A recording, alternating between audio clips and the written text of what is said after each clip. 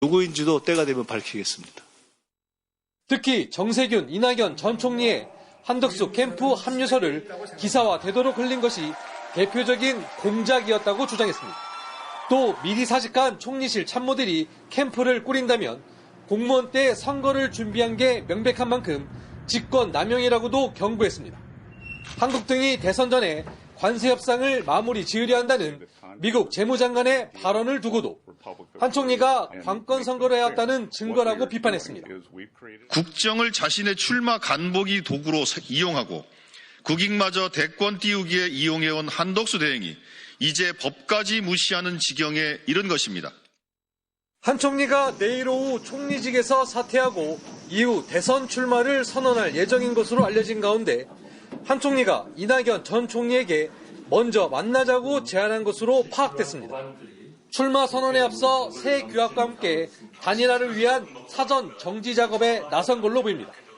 가능성 중 하나였던 한덕수 출마가 3주 만에 현실로 다가오면서 보수진영 대선 구도가 크게 출렁일 전망입니다. MBC 뉴스 강현섭입니다. 한덕수 국무총리가 대선에 출마하면 국민의힘 후보와 단일화에 나설 거라는 전망이 많은데요. 국민의힘 지도부나 경선 후보들마저 너무나 쉽게 단일화 이야기를 꺼내고 있지만 당원권 침해나 형평성 문제 등 적지 않은 논란이 일 것으로 보입니다. 이기주 기자가 보도합니다. 단일화를 위해 한덕수 국무총리가 풀어야 할 첫 번째 숙제는 형평성 논란입니다. 국민의힘 대선 후보는 최대 3억 원의 기탁금을 내고 경선에 출마해 당원들의 선택을 받아 선출됩니다. 민주적인 방법으로 후보를 뽑는 게 당원들의 당연한 권리인데 당적도 없는 한덕수 총리가 이런 절차 없이 최종 후보가 된다면 당원들의 권리가 침해되는 셈입니다.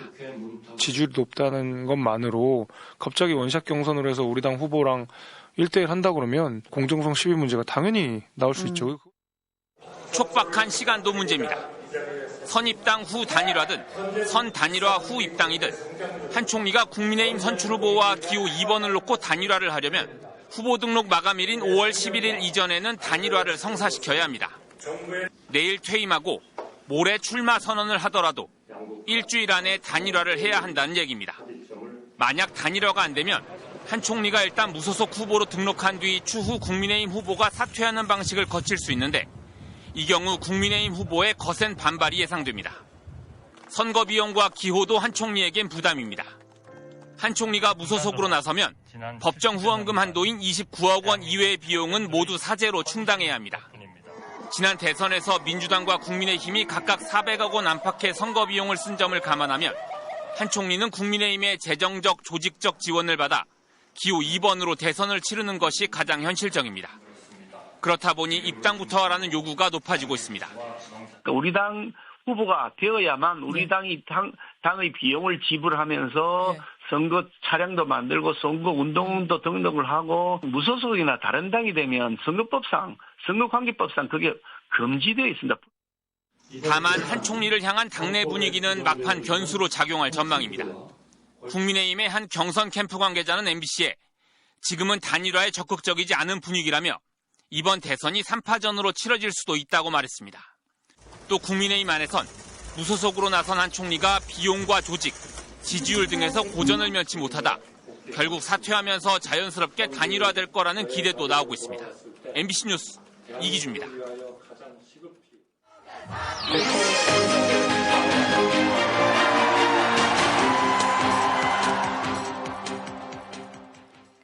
대선을 앞둔 정치권 소식, 오늘은 정치팀 김민형 기자와 살펴보겠습니다. 자, 김 기자, 첫 번째 소식부터 볼까요? 코로나 방역 대신 내란 방역.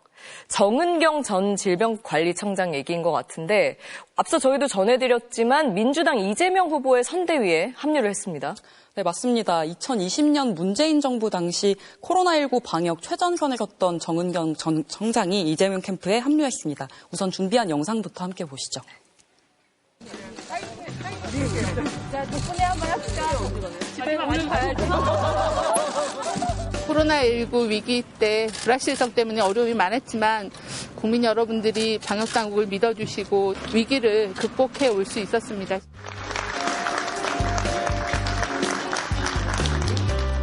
나은 미래를 준비하기 위해서 코로나 팬데믹을 겪으면서 굉장히 평범하고 소중한 일상을 회복하는 것을 굉장히 간절히 소망하였었습니다. 팬데믹은 극복을 했지만 폭정과 내란으로 우리 일상이 다시 무너졌습니다. 우리들의 평범한 일상을 다시 되찾고 또 더 나은 미래를 준비하기 위해서는 예, 그래서 그 당시에 이제 코로나19 당시에 건강을 염려하는 기자들에게 그래도 하루 1시간 이상은 잔다고 답한 일화나 또 갈수록 흰머리가 늘어가는 모습으로 전 국민적인 지지를 얻었었죠. 네. 이재명 캠프 측은 인지도가 높은 정 전 청장이 유세에도 동행할 예정이고 또 전문 분야의 정책과 공약에도 기여할 거라고 기대했습니다. 네, 코로나 팬데믹 겪는 동안 정말 브리핑 때마다 국민들과 마주했었는데 앞으로 또 어떤 역할을 할지 지켜봐야겠네요. 자, 다음 소식 바로 볼까요? 빛의 속도로 4층에서 6층으로. 이건 무슨 얘기입니까? 네, 이게 이제 서울 여의도의 한 건물 사진인데요. 네. 국민의힘 경선에서 탈락한 홍준표 캠프에 있었던 정치인들이 곧바로 김문수 캠프로 합류하면서 나온 말입니다. 먼저 들어보시죠.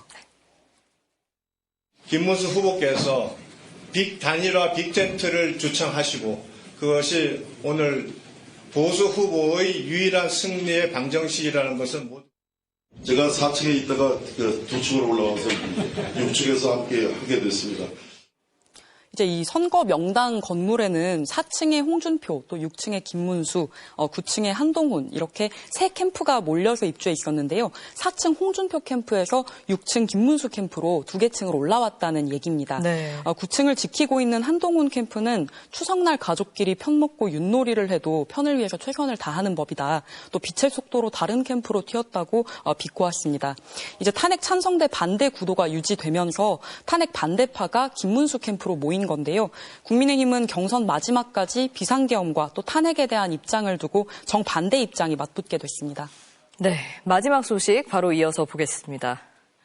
한동훈의 거울 치료 후기. 이 거울 치료가 그거잖아요. 나랑 똑같이 행동하는 누군가를 보면서 이거 좀 문제구나 이렇게 고치게 되는 걸 말하는데 한동훈 후보가 거울 치료를 한 일이 있었나요? 이게 이제 쿠팡 플레이의 풍자 코미디 SNL에서 성대모사를 잘하는 유명 코미디언이 한동훈 후보가 상대를 이렇게 몰아붙이는 모습 또 그대로 한 후보를 몰아붙여서 화제가 됐는데요. 네. 우선 한 후보의 오늘 출연 소감 한번 들어보시죠. 근데 거기 독하더라고요. 갔는데 아무것도 안 주고 처음부터 찍기 시작해서 그랬는데 재밌었고요. 눈앞에서 좀 과장해서 하시는 거겠지만 눈앞에서 저러면 좀 약 올릴 수 있겠다. 반성하자 이렇게 생각했어요. 이제 선거 때가 되면 정치인들이 예능 등 프로그램에 굉장히 출연을 통해서 평소에 보지 못했던 이런 친근한 모습을 선보이기도 합니다. 네. 지난 대선 때도 윤석열 또 이재명 두 후보가 나란히 예능 프로그램에 출연을 하기도 했었고요. 조기 대선이라 선거 일정이 아무래도 짧은데 최종 주자들도 그런 기회가 있을지 기대해 보겠습니다. 네, 여기까지 듣겠습니다. 김민형 기자 잘 들었습니다.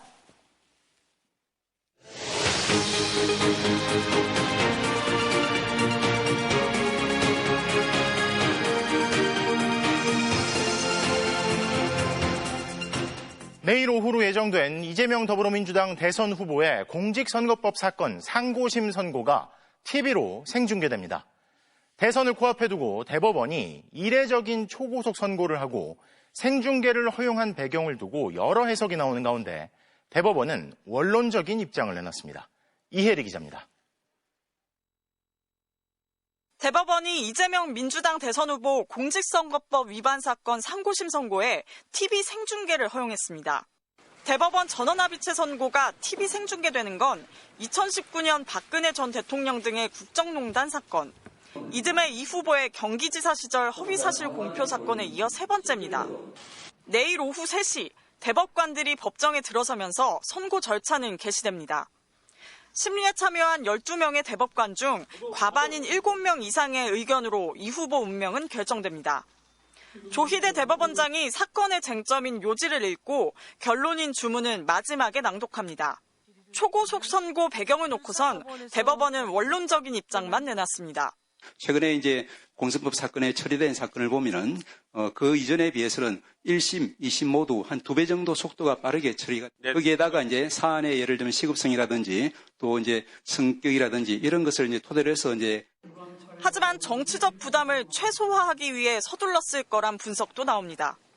사건을 전원합의체에 넘기자마자 통상 한 달에 한 번씩 하는 심리를 사흘 새 2차례 하는 등 모든 게 이례적으로 빨랐습니다. 한 전직 대법관은 대선 전 선고하지 않을 경우 쏟아질 정치적 공격과 비판을 고려했을 거라며 대선 후보 출마 가능 여부에 답을 내주는 게 대법원 기능이라고 말했습니다. 선고를 일찍 해도 늦게 해도 비판을 받을 거라면 일찍 하는 쪽을 택했을 거라는 겁니다. 또 최근 헌법재판소의 윤석열 전 대통령 탄핵 선고도 영향을 미쳤을 것이라며 대법원의 존재감을 보여주려 했을 것이란 분석도 내놨습니다. 대법원의 선택지는 크게 2가지입니다. 항소심 판결에 문제가 없다면 무죄를 확정하고 그렇지 않다면 사건을 파기해 다시 서울고법에 내려보내게 됩니다. 대법원 선고가 차기 유력 대권주자의 정치적 운명에 영향을 미칠 수 있어 어떤 결론을 내든 정치적 공격은 피할 수 없을 것으로 보입니다. MBC 뉴스 이혜리입니다. SK텔레콤이 해킹 공격으로 인해 최악의 경우 전체 회선 이용자 2,500만 명의 정보가 모두 유출됐을 가능성도 있다고 밝혔습니다. SKT 대리점의 유심은 바닥났고 아직 약정 위약금이 면제되지 않은 상황인데도 가입자들은 대거 다른 이통사로 이동하고 있습니다. 김윤미 기자가 보도합니다. 우려가 확인됐습니다. SK텔레콤은 이번 해킹 공격으로 이용자 모두의 유심 관련 정보가 유출됐을 가능성이 있다고 인정했습니다. 그러면 2,500만 명 가입자가 다 털렸다는 얘기인가? 그거에 대해서는 어떻게 생각하십니까? 최악의 경우 그럴 수 있다고 가정하고 준비하고 있습니다. 통신 역사상 최악의 해킹 사고라는 지적에 반박조차 못했고 유출된 데이터가 암호화돼 있지 않았다고 실토했습니다. 네트워크 쪽은 현재 암호화가 되어 있지 않은 부분이 많습니다. 그리고 저희도 그 부분에 대해서 굉장히 좀 반성을 하고 있고요. SK텔레콤의 유심 무상 교체 3일째. 이제 도심 매장 앞에는 긴 줄이 사라지고 유심 재고가 없다는 알림판이 붙었습니다. 그나마 구할 수 있는 곳은 공항입니다. 유심 보호 서비스에 가입하면 해외 로밍이 안 되다 보니 여권과 비행기표가 있는 당일 출국자에게만 유심을 교체해주고 있습니다. 상황이 이렇다 보니 불안감에 통신사를 바꾸는 사람도 늘고 있습니다. SK텔레콤 가입자는 28일부터 사흘간 8만 명 넘게 줄었습니다. 번호 이동이나 많이 하고 오시나요? 평소보다요? 네. 당연히 평소보다 2배 정도.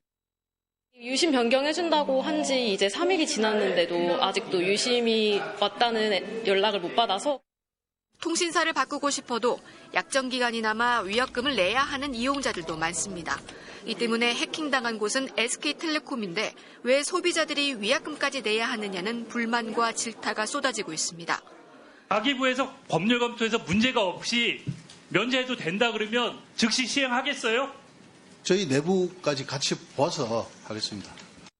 이용약관에 명시돼 있는데도 위약금 면제에 대해 말을 흐리던 SK텔레콤은 국회의원들의 질의가 반복되자 마지못해 검토하겠다고 했습니다.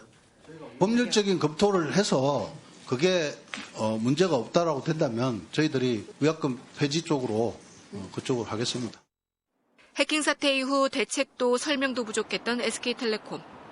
국회는 위약금 면제 문제를 다시 묻기 위해 최태원 SK 회장을 다음 청문회 증인으로 채택했습니다.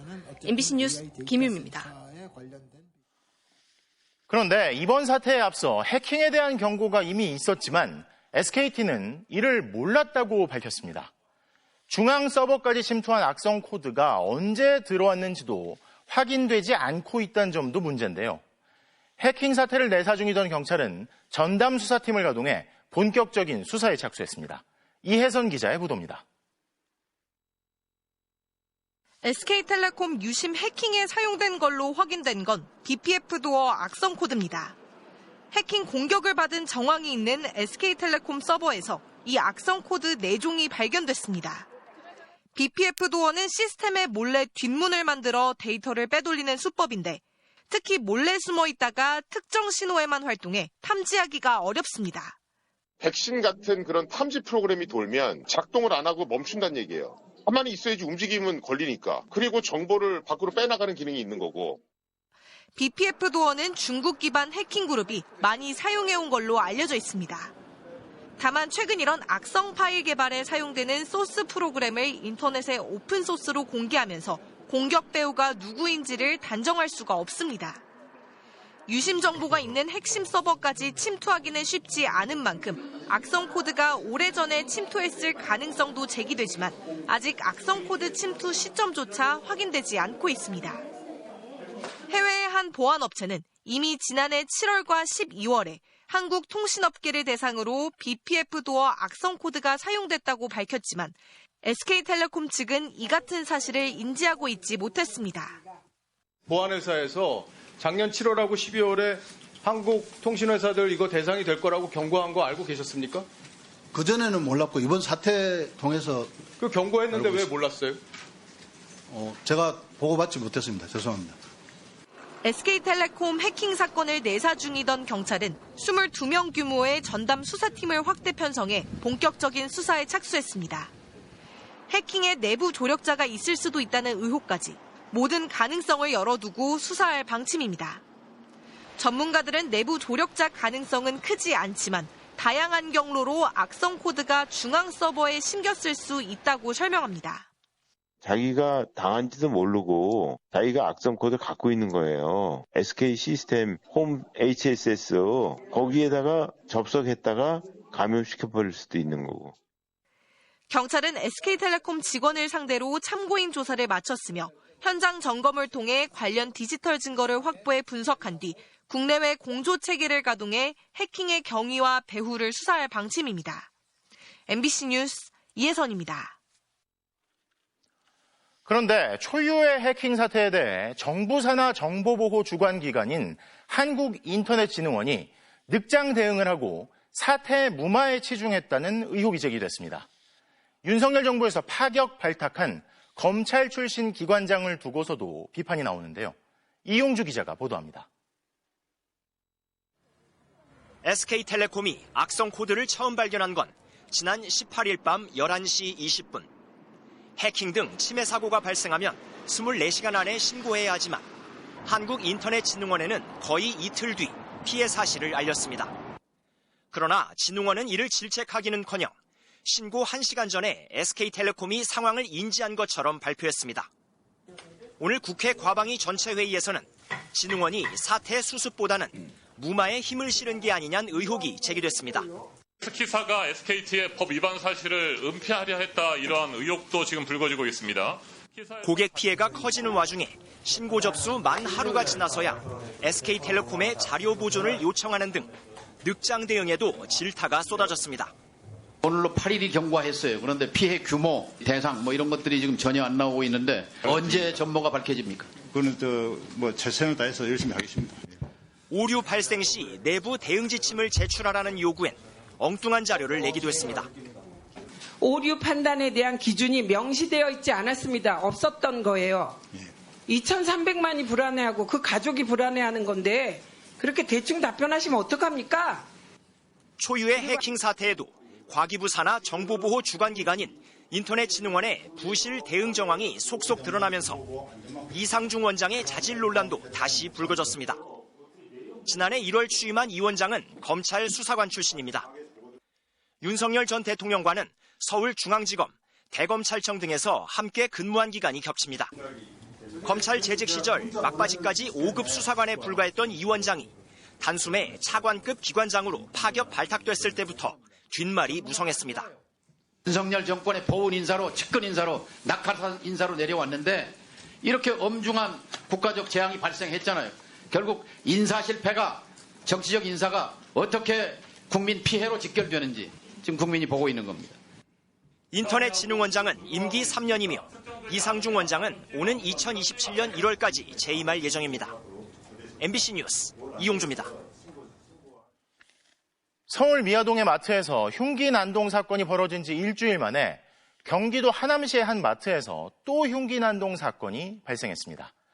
이번에도 마트 점원이 피습돼 크게 다쳤는데 시민들의 불안이 커지고 있습니다. 송서영 기자입니다. 밤 11시까지 영업하던 마트의 문이 이른 저녁부터 굳게 닫혔습니다. 어제 저녁 6시 반쯤 경기 하남시 망월동의 한 대형 슈퍼마켓에서 60대 남성이 마트 직원에게 흉기를 휘둘렀습니다.